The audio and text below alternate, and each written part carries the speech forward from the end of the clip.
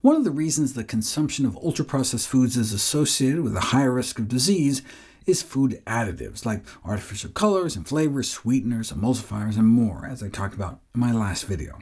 But at least they're listed in the ingredients on the label, so you can avoid them if you wanted to. Unlisted are some of the sneakier ways ultra-processed foods can be bad for you, like contaminants formed during industrial processing methods. For example, there's acrylamide, a toxin found in cigarette smoke, that's also generated during the cooking or frying of food with fats or oils, so it can be found in foods like potato chips, French fries, donuts.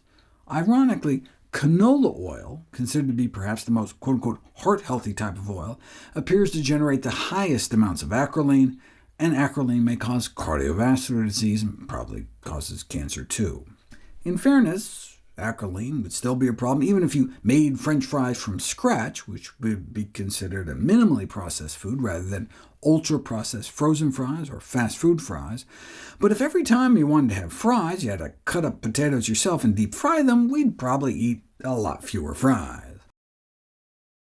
Fried and pre-fried foods may also be contaminated with 3-MCPD, another possible carcinogen. Furans and acrylamide are two other heat-generated contaminants that are possibly or probably cancer-causing. Trans fats are produced in the refining process to make vegetable oils, so they may end up as high as 0.5% trans fats.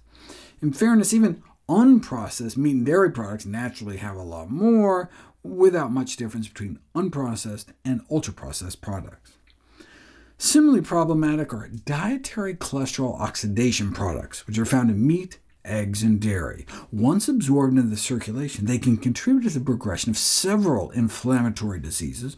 Cholesterol is bad enough. However, oxidized cholesterol is even more toxic and disease-causing than cholesterol itself, and it's also associated with the initiation and progression of major chronic diseases, including atherosclerosis, Alzheimer's, kidney failure, and diabetes.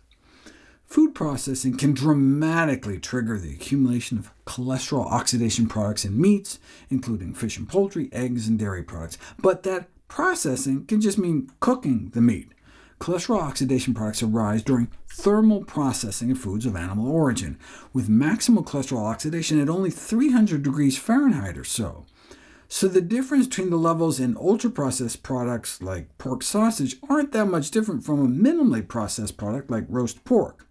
That's why the levels of oxysterols in foods, including oxidized phytosterols in margarine, is split mainly between ultra-processed and minimally processed foods.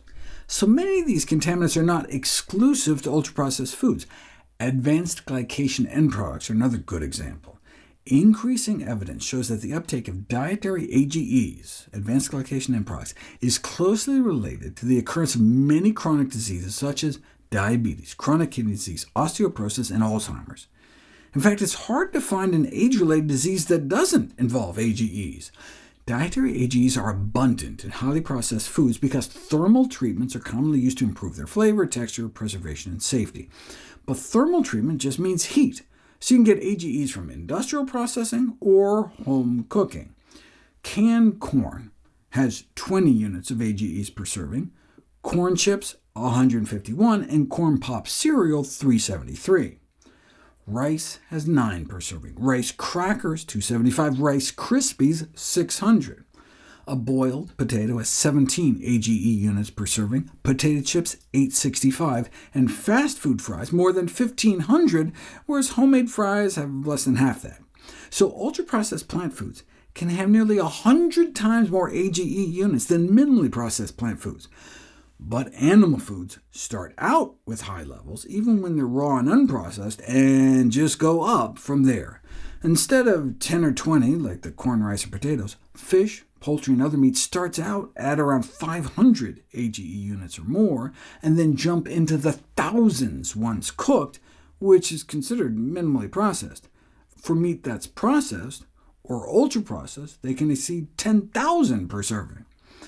Although these contaminants are by no means limited to ultra-processed foods, you can see how considering how good or bad foods are based only on their listed nutrients fails to capture how food processing can transform food at the molecular level.